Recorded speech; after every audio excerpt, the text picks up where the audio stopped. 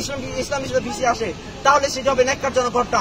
কারণ আপনারা জানেন যে ইসলাম বিশ্ববিদ্যালয়কে অতীতে যে প্রশাসন করেছিল তারা ইসলাম বিশ্ববিদ্যালয়কে দুর্নীতির একটা আখড়ায় পরিণত করেছিল। এই দুর্নীতিবাজরা যদি আবার ইসলাম বিশ্ববিদ্যালয়ে কোনো ভিন্ন রূপে ভিন্ন পরিবেশে যদি আসে, তাহলে বাংলাদেশ ইসলাম বিশ্ববিদ্যালয়ের সাধারণ শিক্ষার্থী এটিকে কোনোভাবে মেনে নেবে না। সংগ্রামী সহযোদ্ধা বন্ধুগণ, আমরা বলতে চাই ইসলাম বিশ্ববিদ্যালয়ের অভিভাবক যিনি আসবে, আমাদের যিনি পিতা হয়ে আসবেন, আমাদের অভিভাবক হয়ে আসবেন, তিনি যদি শিক্ষার্থীদের যদি না ভাবতে পারেন, তাহলে দয়া করে বলবো আপনারা দয়া করে আসবেন না। সংগ্রামী সহযোদ্ধা বন্ধুগণ, আপনারা জানেন আমাদের এই লড়াই, আমাদের সংস্কারের লড়াই যে চলেছে, এই সংস্কারের লড়াই আমাদের চালিয়ে দিতে হবে। এই ঐক্যবদ্ধতার সাথে এই ঐক্যকে বুকে ধারণ করে আগামী দিনে আমরা লড়াই চালিয়ে যেতে চাই।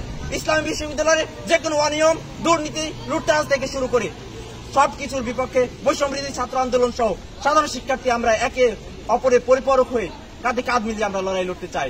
সংগ্রামী সহযোদ্ধা বন্ধুগণ, তাই আমি দাবি করব, যারা এই বিশ্ববিদ্যালয় ভিসি নিয়ে কাজ করছেন এবং যারা ইসলাম বিশ্ববিদ্যালয় নিয়ে কাজ করছেন, তাদের প্রতি উদাত্ত আহ্বান রাখবো, শিক্ষার্থী বান্ধব, দুর্নীতিমুক্ত এবং সংস্কারমান একজন ইসলাম বিশ্ববিদ্যালয়ের ভিসি অতি দ্রুততম সময়ের ভিতরে আপনারা দিন। আপনারা জানেন ইসলাম বিশ্ববিদ্যালয়ে শেষ সন্ত্রাস সহ নানাবিধ সমস্যা আছে, প্রশাসনিক সমস্যা যে জটিলতা তৈরি হয়েছে, এই একজন ভিসি নিয়োগের মাধ্যমে, একজন যোগ্য, সৎ এবং দক্ষ ভিসি নিয়োগের মাধ্যমে এর থেকে আমরা পরিত্রাণ পেতে চাই।